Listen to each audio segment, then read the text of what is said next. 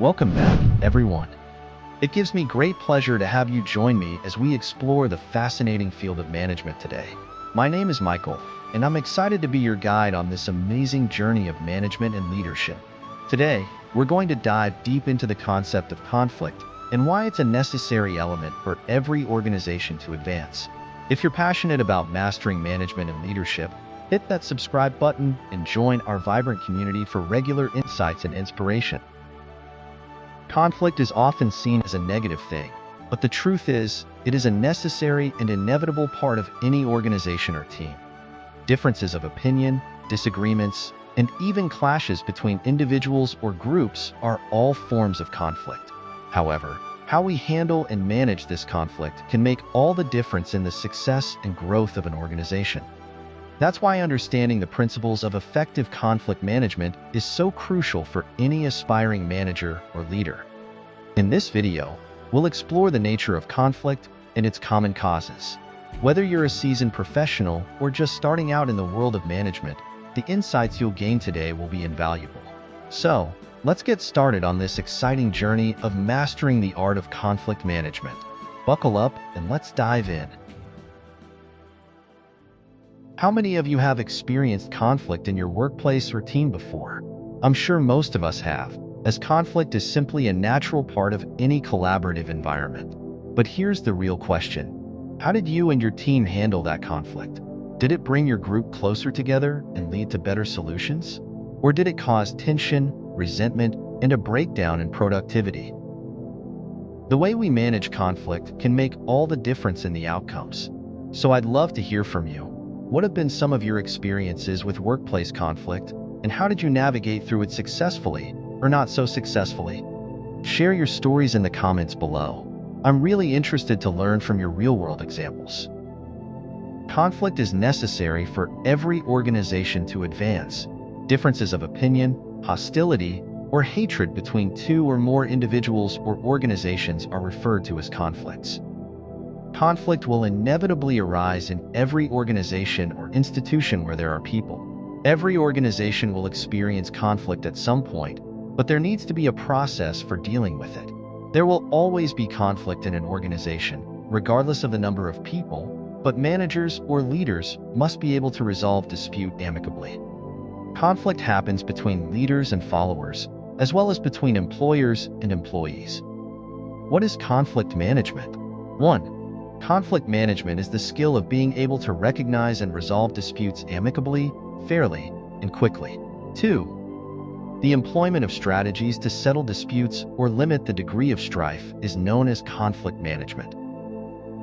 Causes of conflict. Some factors result in conflict, and these are 1. Ineffective communication. 2. Personal differences.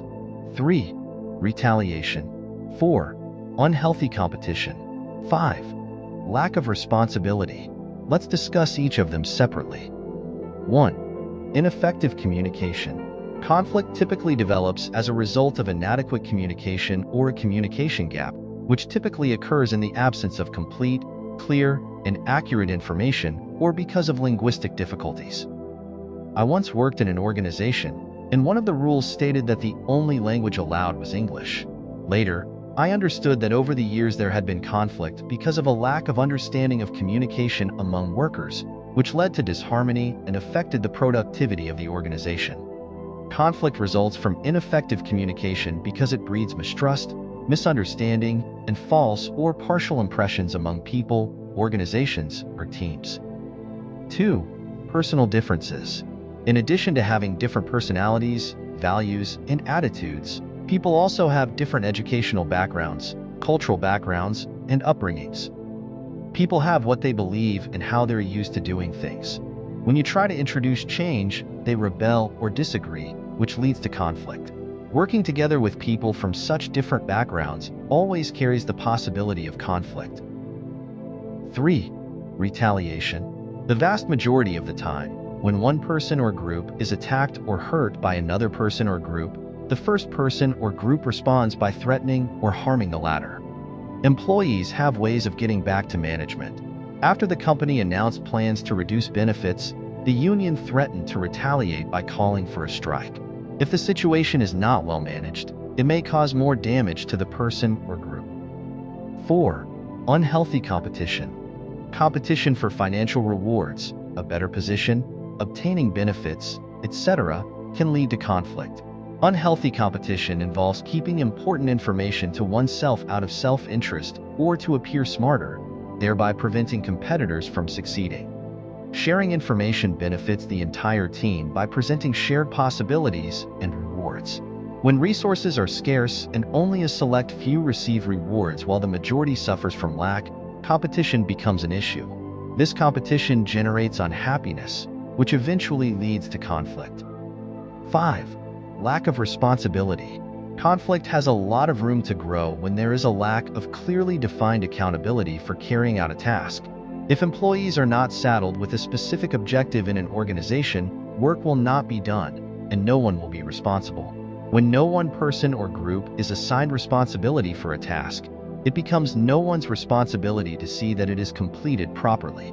This hurts everyone's performance, leads to low productivity, for which individuals or groups may begin blaming one another, and is a potential source of conflict.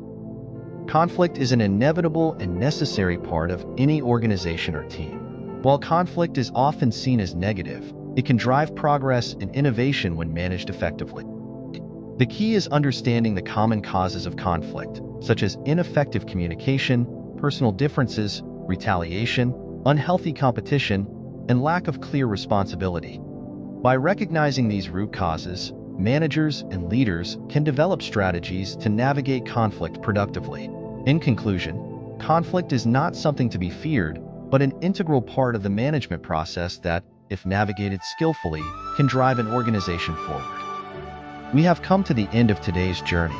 Now that you are more enlightened about conflict management, do well to put it into practice. We'll move into the second series of this lesson next week. If you have any contributions or questions, do well to use the comments section, and I will follow up with you. It's time for you to set the pace and take the lead. If you enjoy the video, I want you to like, share, and subscribe to my channel.